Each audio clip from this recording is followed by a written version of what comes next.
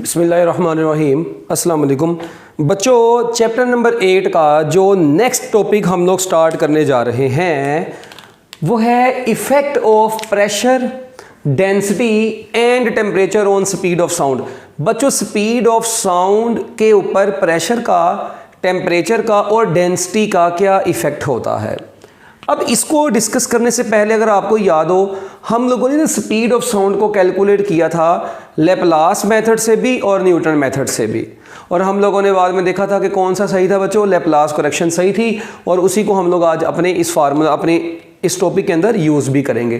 तो सबसे पहले तीन तरह के बच्चों मैंने यहाँ पे इफेक्ट लिखे हैं कि इफेक्ट ऑफ प्रेशर, प्रेशर का क्या इफेक्ट होता है, डेंसिटी का क्या इफेक्ट होता है, और टेम्परेचर का स्पीड ऑफ साउंड के ऊपर क्या क्या इफेक्ट होते हैं। So let's start. Firstly effect of pressure. सबसे पहले नंबर पे बच्चों हम लोग इफेक्ट ऑफ प्रेशर को देखते हैं। ये लॉन्ग क्वेश्चन में भी आ सकता है प्यारे बच्चों, ये शॉर्ट क्वेश्चन में भी आ सकते हैं अलग-अलग से, ठीक है। इफेक्ट ऑफ टेम्परेचर जो है वो लॉन्ग में आता होता है, अदरवाइज ये सारे शॉर्ट में भी आ जाते होते हैं, और एमसीक्यू भी इसमें से बहुत ही इंपॉर्टेंट बनते होते हैं। तो चलें जी, सबसे पहले इफेक्ट ऑफ प्रेशर को देखते हैं। देखें, जैसा कि आप लोगों को पता है कि स्पीड ऑफ साउंड को कैलकुलेट करने का एक जनरल फार्मूला अभी आप लोग पीछे पढ़ के आए, v = under root gamma p/ρ।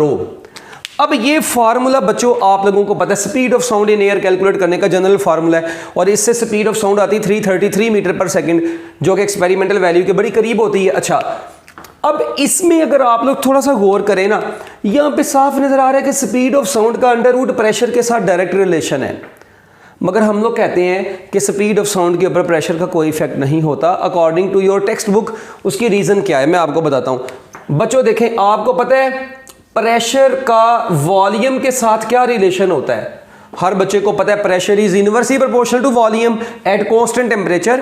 Pressure का वॉल्यूम के साथ इनवर्स रिलेशन होता है। अच्छा, और ऊपर से वॉल्यूम का डेंसिटी के साथ, ये रो को डेंसिटी बोलते हैं।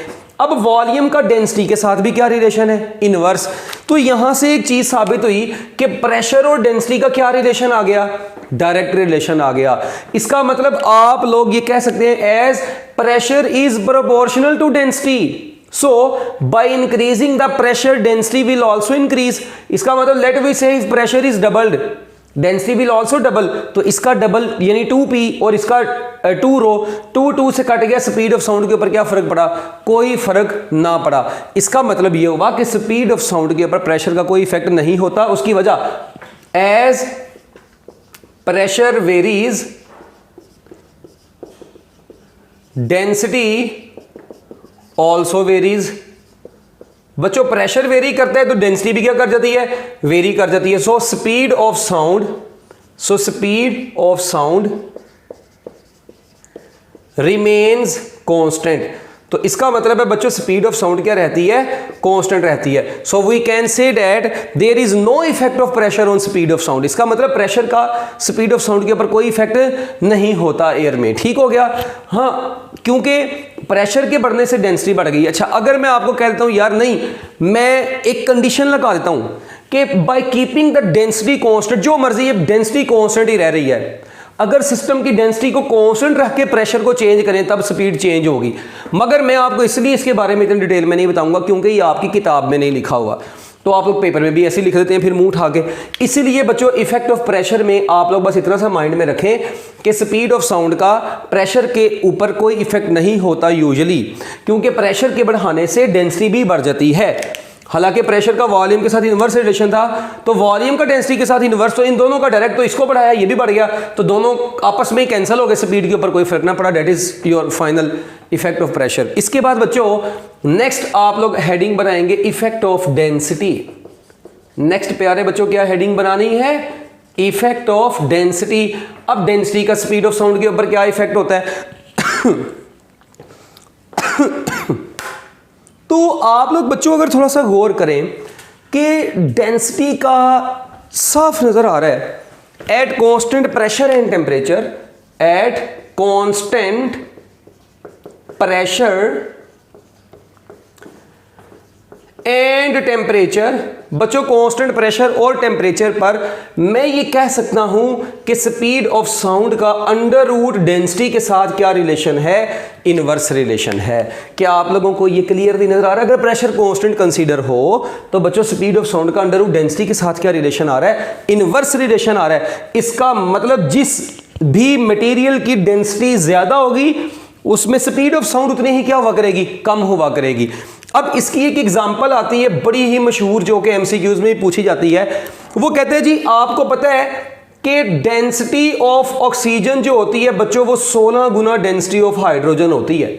क्या आप लोगों को इस चीज का पता है? मेरा ख्याल हर बच्चे को पता होता है कि ऑक्सीजन की जो डेंसिटी होती है वो हाइड्रोजन से कितने गुना ज्यादा है, 16 गुना ज्यादा है।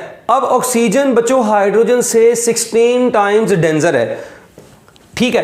तो बच्चों मेरी बात सुने, जिसकी डेंसिटी ज्यादा उसकी स्पीड क्या होगी, कम। ये देखें, अब यहां से बड़ा टेक्निकल पॉइंट है, डेंसिटी ज्यादा तो स्पीड कम। अब इधर डेंसिटी ऑक्सीजन की कितने गुना है हाइड्रोजन से, ये देखें, यानी मैं इसको ऐसे लिखता हूं डेंसिटी ऑफ ऑक्सीजन, इसका मतलब डेंसिटी ऑफ हाइड्रोजन से क्या है, ज्यादा है इस रिलेशन के मुताबिक। मगर स्पीड किसमें ज्यादा होगी, ऑपोजिट होगा। Speed of sound in hydrogen जो होगी बच्चों, स्पीड ऑफ साउंड, ये देखें, speed of sound in hydrogen वो ज्यादा होगी speed of sound in oxygen से। अब वो कितने गुना ज्यादा होगी, तो बच्चों स्पीड ऑफ साउंड हाइड्रोजन से, स्पीड ऑफ साउंड हाइड्रोजन की ऑक्सीजन से ज्यादा होगी कितने गुना, तो बच्चों देखें यहां पे डेंसिटी का स्क्वायर रूट है, तो डेंसिटी की जो वैल्यू है 16, इसका स्क्वायर रूट ले लें, आंसर आ जाएगा 4। तो मैं कह सकता हूं speed of sound in hydrogen is 4 times speed of sound in oxygen. Very important concept. तो यहां से यह भी रिलेशन आता है, फिर speed of sound in hydrogen to speed of sound in oxygen की जो रेशो है वो 4:1 है। और ऑक्सीजन टू हाइड्रोजन कितनी होगी, ऑक्सीजन टू हाइड्रोजन 1/4 होगी, और हाइड्रोजन टू ऑक्सीजन बच्चों कितनी हुआ करेगी, वो 4/1 हुआ करेगी।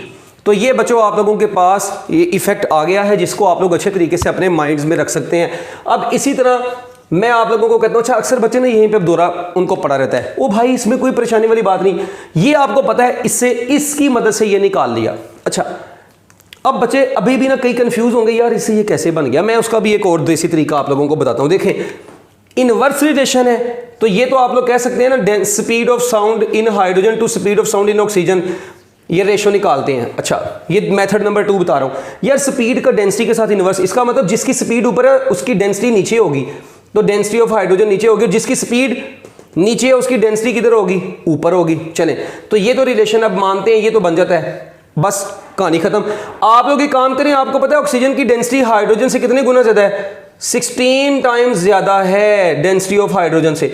तो डेंसिटी ऑफ हाइड्रोजन इससे कट गई, तो 16 का अंडर रूट कितना आ गया, 4 आ गया। तो आप लोग देखें और hydrogen over oxygen speed of sound की रेशो कितनी आ गई बच्चों, वो 4:1 आ गई। तो यहां से भी आप लोग इसको कैलकुलेट कर सकते हैं, इसमें कोई परेशानी वाली बात नहीं है। ठीक है, मेरा काम था आप लोगों को दोनों तरीके बता देना। अब आप लोगों का काम है किसी एक को भी ज़हन में ना रखना, है ना। ये तरीका अलग था, ये तरीका अलग था। इसके बाद प्यारे बच्चों नेक्स्ट है इफेक्ट ऑफ टेम्परेचर। इसको जरा हम लोग हल्का सा देख लेते हैं, उसके बाद हम लोग इसके लॉन्ग की तरफ चलेंगे बाकायदा। इफेक्ट ऑफ टेम्परेचर बच्चों देखें, स्पीड ऑफ साउंड का जनरल फार्मूला है √γ/p/ρ। यहां से एक चीज क्लियरली नजर आ रही है, मैं ऐसे भी लिख सकता हूं, मैं डेंसिटी को लिख सकता हूं मैस ओवर वॉल्यूम। तो बच्चों ये वॉल्यूम नीचे डिवाइड हो रहा है, ऊपर जाके मल्टीप्लाई हो जाएगा, γ/PV/m आ गया।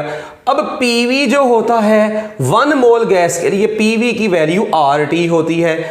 अब देखिए स्पीड ऑफ साउंड का फार्मूला ये आ गया, मैस ऑलरेडी कांस्टेंट है, R यूनिवर्सल गैस कांस्टेंट है, गैमा ऑलरेडी कांस्टेंट है।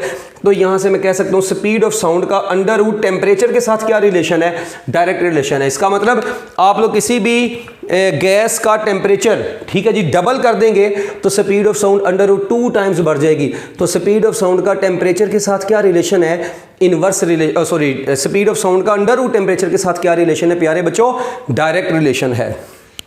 ठीक हो गया। तो अब ये देखें, इसका मतलब अगर टेम्परेचर को डबल कर देंगे स्पीड अंडर रूट 2 टाइम बढ़ जाएगी, टेम्परेचर को 4 गुना कर देंगे तो स्पीड बच्चों कितनी हो जाएगी, स्पीड कितनी हो जाएगी, वो अंडर रूट 4 यानी कि 2 टाइम्स हो जाएगी। ठीक है, मगर ये आपकी किताब में नहीं लिखा।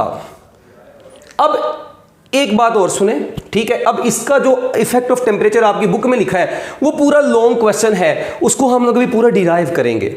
ठीक है, तो यहां से तीनों इफेक्ट्स को एक मरतबा क्विकली रिवाइज करें। Effect of pressure, there is no effect of pressure on the speed of sound because by increasing the pressure density of the gas also increases, so their proportionality, due to their proportionality we can say that the speed will remain constant. उसके बाद effect of density at constant pressure and temperature, ये condition है कि speed का under density के साथ inverse relation होता है। तो जब इनवर्स रिलेशन है तो जिसकी डेंसिटी ज्यादा होगी उसमें स्पीड कम होगी और जिसकी डेंसिटी कम होगी उसकी स्पीड ज्यादा होगी अंडर रूट के साथ। तो यहां से ये बनी थी। अगर ये नहीं पसंद आया था, मैं बताया था इनवर्स रिलेशन जब भी दो चीजों के दरमियान में होता है, मैंने डायरेक्ट और इनवर्स रिलेशन के पूरे पूरे लेक्चर्स दिए हुए हैं बाकायदा। इनके दरमियान में speed of hydrogen over oxygen किसके बराबर होगी, डेंसिटी का स्क्वायर रूट पहले लेंगे। अगर हाइड्रोजन की स्पीड ऊपर है तो हाइड्रोजन की डेंसिटी नीचे होगी, ऑक्सीजन की स्पीड नीचे तो ऑक्सीजन की डेंसिटी ऊपर होगी। तो इसको सोल्व करें तो यहां से आप लोगों के पास फिर भी आंसर आ जाएगा और ये इफेक्ट ऑफ टेम्परेचर का आ गया आप लोगों के पास। ठीक हो गया बच्चों, इसको जल्दी जल्दी जरा नोट कर लें। अच्छा जी, तो बच्चों अब ना जो इफेक्ट ऑफ टेम्परेचर है ना, उसमें ही ये एक बड़ा इंपॉर्टेंट लॉन्ग क्वेश्चन आता होता है कि prove that V T is equal to V naught plus 0.61 T. बड़ा ही इंपॉर्टेंट ये लॉन्ग क्वेश्चन है। अब यहां पर हम डील कर रहे हैं क्योंकि स्पीड ऑफ साउंड को, तो पहले नंबर पे तो आपको पता होना चाहिए इस इक्वेशन में हर चीज है क्या है। Vt है speed of sound at particular temperature of air, यानी कोई भी particular temperature 10 degree 20 degree 50 degree जिस भी टेम्परेचर पर स्पीड ऑफ साउंड निकालनी है, ये Vt वो टेम्परेचर की स्पीड होगी। अच्छा, V naught speed of sound, naught से 0 डिग्री सेल्सियस पर जो स्पीड ऑफ साउंड होती है एयर में, और आपको पता है वो यूजुअली 332 मीटर पर सेकंड होती है, और ये 0.61 एक कांस्टेंट है, और टी यहां पर वो टेम्परेचर है जिस टेम्परेचर पर स्पीड ऑफ साउंड आप लोग फाइंड आउट करने जा रहे हैं। ये टी यहां पर टाइम नहीं है, कई चर्सी लोग इसको टाइम समझ बैठते हैं, ठीक है। तो एक बात और यहां पर याद रखिएगा, इस वी के यूनिट स्पीड के यूनिट मीटर पर सेकंड होते हैं, इसके यूनिट भी मीटर पर सेकंड। तो इसी तरह ये 0.61 टी ओवरऑल जो इसके यूनिट होते हैं वो भी क्या होते हैं, मीटर पर सेकंड ही होते हैं, क्योंकि स्पीड में स्पीड ही ऐड होती है। तो ऑब्वियस सी बात है इस पूरे फैक्टर के यूनिट भी मीटर पर सेकंड है, तो तब भी वो स्पीड ऑफ साउंड में ऐड है। तो ये बड़ा इंपॉर्टेंट एमसीक्यू है कि इसके यूनिट क्या होते हैं। एंट्री टेस्ट के हवाले से आप लोगों को लगते हाथ बता दिए कि इसके यूनिट भी मीटर पर सेकंड होते हैं, 0.61 टी ओवरऑल इसके यूनिट, ठीक है। चले, खैर ये हमारा टॉपिक नहीं था, वापस आते हैं बच्चों। आप लोगों ने ये स्पीड ऑफ साउंड का रिलेशन डिराइव करना है। अब यार आप लोगों ने ये रिलेशन फाइंड आउट करना है। आपको पता है फिजिक्स में ना जब भी किसी फार्मूले को आप लोगों ने डिराइव करना हो तो हमेशा पहले उसकी बेस की तरफ जाएं।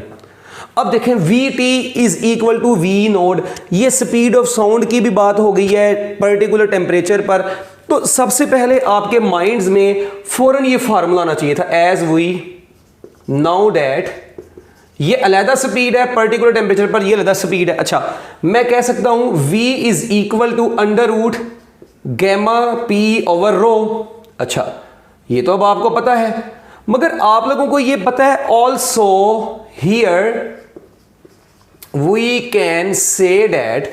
प्यारे बच्चों, यहां पर हम लोग ये कहेंगे कि Vt जो होगा ना, जो Vt होगा वो बराबर होगा under root gamma P over rho T, और इसी तरह जो वी नोड होगा ना बच्चों वो बराबर होगा under root gamma P over rho naught. ये देखें जरा, Vt इज इक्वल टू, देखें मैंने आपको बताया था पर्टिकुलर टेम्परेचर पर ये स्पीड ऑफ साउंड है, तो वहां पे डेंसिटी भी पर्टिकुलर टेम्परेचर की होगी, प्रेशर कांस्टेंट कंसीडर कर रहे हैं, और वी नोड भी क्या होगा, gamma P over rho node. अब ये दोनों इक्वेशंस आपके पास आ गई हैं, इसको आप लोग नाम दे दें इक्वेशन नंबर ए का, और इसको नाम दे दें इक्वेशन नंबर बी का। सबसे पहले देखें, मैंने आपको बताया स्पीड ऑफ साउंड के फार्मूलाज आपको आने चाहिए, क्योंकि जो रिलेशन आपने डिराइव करने हैं उसमें आपको स्पीड ऑफ साउंड ही तो चाहिए। तो स्पीड ऑफ साउंड के दोनों रिलेशन आपको पता होंगे तो आप लोग बात आगे बढ़ाओगे ना। तो लो जी, speed of sound at particular temperature is equal to gamma P over rho T, gamma P over rho naught. अच्छा, अब हमें लेफ्ट साइड पर चाहिए Vt, राइट साइड पर चाहिए वी नोड। मैं क्या काम करता हूं, मैं ए और बी को डिवाइड कर देता हूं। ए को ऊपर रखूंगा, डिवाइड ए एंड बी, तो उसमें ए की कंडीशन क्या है कि ए को ऊपर रखना है, Vt और दूसरी बी को नीचे रखना है। तो ये देखें Vt की जगह पर आ गया gamma P over rho T, और वी नोड की जगह पर आ गया gamma P over rho naught. ये नहीं, ये आप लोगों के पास आ गया। और यार मुझे ये बताओ, मैं इसको ऐसे लिख सकता हूं under root gamma P over rho T into under root rho naught over gamma P. अब गैमा पी के अंडर रूट से कट गया तो ये ओवरऑल अंडर रूट में आपके पास बच गया रो नोड ओवर रो टी, यानी density node over density T. तो प्यारे बच्चों मैं यहां पर कह सकता हूं कि V T divided by V naught बराबर आ गया under root rho naught over rho T.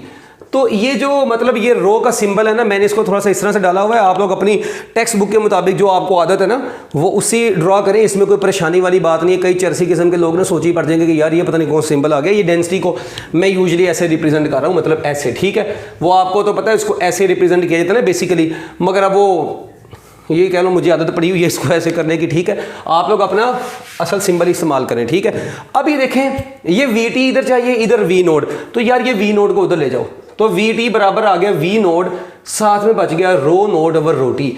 अब देखें आप लोगों को थोड़ा सा तो सुकून हुआ, आप लोगों ने जो चीज मालूम करनी थी, जिस चीज को प्रूफ करना था, उसकी लेफ्ट साइड पर वी टी था, राइट साइड पर वी नोड था, और देखें वी टी भी वी नोड भी आ गया। हाँ अब रोला यहां पर 0.61 टी चाहिए, इधर आपके पास रो नोड ओवर रो टी का अंडर रूट है। इसका मतलब अभी ये इक्वेशन है अधूरी, इसको हमने करना है पूरी। ये इसको हम लोग नाम दे दें इक्वेशन नंबर सी का, क्योंकि ए और बी को ऑलरेडी नाम दिया हुआ है, इसको नाम दे दें इक्वेशन नंबर सी का। अब इस डेंसिटी की जगह पर किसी ना किसी तरीके से ना ये 0.61 टी लेके आना है, तो फिर आपकी जिंदगी में सुकून आना है। अब इसके लिए मैं क्या काम करूंगा बच्चों, मैं क्या काम करूंगा, इधर मैं लिख दूंगा टू फाइंड। अब जो मैंने मालूम करना है, अब जो मेरा टारगेट है वो रो नोड ओवर रो टी है, अंडर रूट तो यहां पे है ना, रो नोड ओवर रो टी मैं फाइंड आउट करके यहां पे पुट कर दूंगा, तो फिर मेरा कुछ ना कुछ बने। अब ये रो नोड ओवर रो टी को मैं कैसे मालूम करूं, डेंसिटी को कैसे मालूम करूं। अब आपको पता है डेंसिटी का रिलेशन होता है मैस ओवर वॉल्यूम। डेंसिटी को फाइंड आउट करने के लिए बेस्ट वे होता है कि आप लोग किसी भी गैस का मैस और वॉल्यूम आपको पता हो, तो मैस तो आपको पता होता है, मेन पीछे रोल आ गया वॉल्यूम का। अब वॉल्यूम आप लोगों को पता है कि डेंसिटी को निकालने के लिए हम लोग ये यूज करते हैं by using volume expansion relation. फिर बच्चों हम लोग कौन सा रिलेशन यूज कर लेंगे, वॉल्यूम एक्सपेंशन रिलेशन। अब ये जो वॉल्यूम एक्सपेंशन रिलेशन है ना, ये आप लोगों ने अपने बचपन में मैट्रिक में पढ़ा था। वो जब आप लोग छोटे छोटे 9th क्लास में गए थे ना, तब आप लोगों ने ये वाला फार्मूला पढ़ा था। अब ये जो फार्मूला था ना प्यारे बच्चों के वॉल्यूम एक्सपेंशन रिलेशन, वो था V T is equal to V naught 1 plus beta T. अच्छा बड़ी कन्फ्यूजन है यहां पे, मैं बता देता हूं अभी साथ साथ। ये वी टी क्या था बच्चों, ये वी टी था स्पीड ऑफ साउंड। इसको आप लोग लिख सकते हैं, इसके नीचे 4 लाइनें, speed of sound at T degree Celsius, ठीक है, ये लिख लेना। बल्कि ये है डेंसिटी ऑफ गैस या density of air at T degree Celsius, ठीक है, पर्टिकुलर टेम्परेचर। इसी तरह ये रो नोड क्या है, density of air at 0 degree Celsius, और ये वी नोड क्या है, speed of sound, speed of sound eight 0 degree Celsius. ये 4 लाइनें ना आप लोगों ने इक्वेशन नंबर ए और बी के नीचे लिखनी है, ताकि आप लोगों को पता हो कि हर इक्वेशन में यूज होने वाले वेरिएबल्स के नाम क्या क्या हैं, ठीक है, इसलिए मैंने लिख दिया है। जबकि इधर जो है, इधर माहौल कुछ यूं है, यहां पर जो वी टी है प्यारे बच्चों, ये है वॉल्यूम नोट स्पीड। मैंने इस वी को ये याद रखिएगा, ये वॉल्यूम वाला है, स्पीड वाले को छोटे वी से रिप्रेजेंट कर लें आप लोग, और वॉल्यूम वाले को बड़े वी से। इस तरीके से आप लोग इसमें डिफरेंशिएट कर सकते हैं। अक्सर बच्चे यहां पे घूमते हैं, वॉल्यूम ऑफ गैस या volume of air at T degree Celsius. ये वी नोट क्या है, volume of the gas at 0 degree Celsius. ये बीटा क्या है, कोएफिशिएंट ऑफ वॉल्यूम एक्सपेंशन। बच्चों ये कोएफिशिएंट ऑफ वॉल्यूम एक्सपेंशन है, और ये टी क्या है, पर्टिकुलर टेम्परेचर है, जिस टेम्परेचर के ऊपर ये वॉल्यूम होगा किसी भी गैस का, ठीक है। तो बच्चों अब ये जो आप लोगों के पास है ना रिलेशन, ठीक है, इनमें, और आपको पता होना चाहिए कि ये जो गैसेस, जितनी भी गैसेस होती है, बीटा की वैल्यू, हर गैस के लिए बीटा की वैल्यू 1/273 होती है। अब मैं बताता हूं, ये देखें, हियर आप लोग लिखेंगे वीटी क्या है, वॉल्यूम। अब आपको पता है प्यारे बच्चों, वॉल्यूम जो होता है वो होता है मैस ओवर डेंसिटी। क्या ख्याल है? इसी तरह बच्चों वी नोड क्या होगा, M over rho node. Density होती है मैस ओवर वॉल्यूम, तो वॉल्यूम होगा मैस ओवर डेंसिटी। अच्छा, और बीटा जो होता है हर गैस के लिए ये 1/273 होता है फॉर ऑल गैसेस। इस बीटा की जो वैल्यू होती है प्यारे बच्चों, ये आप लोगों ने जुबानी याद रखनी होती है, 1/273। चलें इसको शाबाश, ये तीनों वैल्यूज अब आपके पास है, वीटी, वी नोड, बीटा। तो वीटी की जगह पर आ गया M over rho T is equal to M over rho naught 1 plus T divided by 273। थोड़ा सा गौर करें, हमने जो चीज, हमें टी चाहिए था ना, तो देखो टी आ गया इस वॉल्यूम एक्सपेंशन रिलेशन से। अच्छा, अब ये एम से कट गया यार, जब ये इससे कटा तो आपके पास ये रो नोड इधर ले, तो रो नोड ओवर रो टी बराबर आ गया 1 प्लस टी डिवाइडेड बाई 273। ये लो, ये आपके पास आ गया यार। इस रो नोड ओवर रो टी की ये जो वैल्यू आई है ना, इसी को तो हम लोग मालूम करने गए हुए थे। क्या ये हमारे पास रो नोड ओवर रो टी आ गया, इसको अब आप लोगों ने इक्वेशन नंबर सी में पुट कर देना है। जैसे ही इक्वेशन नंबर सी में पुट करेंगे, वी टी बराबर आ जाएगा वी नोड और अंडर रूट में आ जाएगा 1 प्लस टी डिवाइडेड बाई 273। अब इसको आपको पता है मैं ऐसे भी लिख सकता हूं अंडर रूट में 1 प्लस टी ओवर 273, और याद करें इसकी पावर 1/2। और याद करें मैंने आपको बताया था अगर इधर 1 हो, प्लस हो, वेरिएबल हो, पावर आ जाए, तो बाइनोमियल थ्योरम के मुताबिक प्यारे बच्चों, बाइनोमियल थ्योरम के मुताबिक मैं ये कह सकता हूं V T is equal to V naught, साथ में आ गया 1 प्लस टी डिवाइडेड बाई 273, और इसके साथ आ गया ये पावर शुरू में आ गई, तो ये 1/2 इधर शुरू में आ गया। अब ये बाइनोमियल थ्योरम में मैंने आपको 2 नंबर तरीका बताया था, आगे हायर पावर्स आ जाएंगी, नेग्लिजिबल टर्म्स हो जाएंगी। उसके बाद बच्चों वी टी बराबर आ गया था V naught into 1 plus T over 546, क्योंकि 2 को 273 से मल्टीप्लाई करवा दें, 546 आ गया। तो ये वी नोड को बारी बारी मल्टीप्लाई करवाएं, तो ये बनेगा V naught plus V naught T divided by 546, और ये आ गया वी टी। अब आपको पता है speed of sound in air बच्चों ये यूजुअली कितनी होती है, 0 डिग्री सेल्सियस पर 333 मीटर पर सेकंड या 332 होती है। तो जब आप लोग इसको यहां पर पुट कर देंगे, V T is equal to V naught plus 333 T over 546, तो आप लोग इसको कैलकुलेट करें तो आप लोगों के पास ऑलमोस्ट 0.61 आंसर आ जाएगा। So that is your final answer. So ये आप लोगों का प्रूफ हो गया, V T is equal to V naught, ठीक है जी, 1 plus V T is equal to V naught plus 0.61 T. ये आप लोगों के पास प्रूफ आ गया है। एक बार दोबारा सुने, कुछ भी मुश्किल नहीं है, आप लोग स्टेप बाय स्टेप बच्चों इसको जहन में रखें। जब आप लोग इसको स्टेप बाय स्टेप जहन में रखेंगे, आपकी जिंदगी में वैसी सुकून आ जाएगा। कैसे देखें, स्पीड ऑफ साउंड निकालनी थी, स्पीड ऑफ साउंड का फार्मूला लिखा, पर्टिकुलर टेम्परेचर पर और 0 पर, उसमें हमने नाम भी दे दिए, दोनों को डिवाइड करवाया, वी टी को ऊपर रखा, वी नोड को नीचे रखा, डेंसिटी की फॉर्म में आंसर आ गया।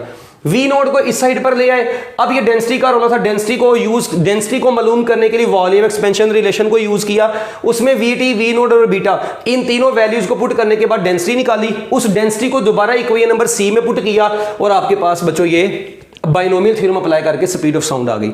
अब यहां से एक बड़ा जबरदस्त एमसीक्यू बनता है। मेरी बात सुने, 1 डिग्री सेल्सियस अगर मैं टेम्परेचर को यहां पे 1 डिग्री कर दूं, ये टी आपको पता है, ये टी टेम्परेचर है, 1 डिग्री कर दूं, तो प्यारे बच्चों स्पीड ऑफ साउंड पहले से कितने गुना हो जाएगी, तो 0 वी नोड प्लस 0.61। अच्छा, अगर मैं टी को बच्चों 1 डिग्री नहीं, मैं कहता हूं यार मैंने टी को करना है 10 डिग्री सेल्सियस, एक बच्चा आया वो कहता सर जी ले मैंने इसको करना है 100 डिग्री सेल्सियस। चलें अब हम लोग ये डिफरेंट टेम्परेचर करते हैं। अगर टी को 10 डिग्री कर देंगे तो वी टी बराबर आ जाएगा वी नोड प्लस 0.61 इंटू 10, तो बच्चों ये कितना बन गया, ये बन गया वी नोड प्लस 6.1। अच्छा, अगर 100 होता तो V T is equal to V naught plus 0.61, ये पेपर में करने की जरूरत नहीं है, 100 तो ये बन गया वी नोड प्लस 61। आप लोग एक चीज पे गौर करें, अगर टेम्परेचर 1 डिग्री था, 1 डिग्री पर स्पीड ऑफ साउंड, ठीक है जी, वो हो गई 0.61। अच्छा, 10 डिग्री पर स्पीड ऑफ साउंड पहले से 6.1 टाइम्स बढ़ गई है। उसके बाद 100 डिग्री पर स्पीड ऑफ साउंड जो हुई है बच्चों वो 61 टाइम्स बढ़ गई है। इसका मतलब मैं कह सकता हूं 1 डिग्री पर 0.61, 10 पर 6.1 और 100 पर 61 टाइम्स स्पीड ऑफ साउंड बढ़ गई है। हाँ, अब पेपर में ये दो तरीकों से आ सकता है। एक तो ये 410 degree Celsius rising temperature speed of sound increases by the factor, नीचे लिखा होगा 0.61, 6.1, 61, वो आप लोगों ने बता देना है। मगर अक्सर औकात मैं आपको कहता हूं जी बताओ 100 डिग्री सेल्सियस पर स्पीड ऑफ साउंड कितनी होगी, तो प्यारे बच्चों आपको पता है यहां पे तो v नोट प्लस 61 बन गया, तो v नोट 332 होता है, 332 में 61 ऐड करें आप लोगों के पास आंसर आ जाएगा। तो ये तरीका था बच्चों स्पीड ऑफ साउंड को कैलकुलेट करने का। मैं उम्मीद करता हूं कि गलती से आप लोगों को ये तरीका समझ आ गया होगा। ये बड़ा इंपॉर्टेंट लॉन्ग क्वेश्चन है, आप लोगों ने इसको अच्छे तरीके से करना है। Best of luck, Allah Hafiz.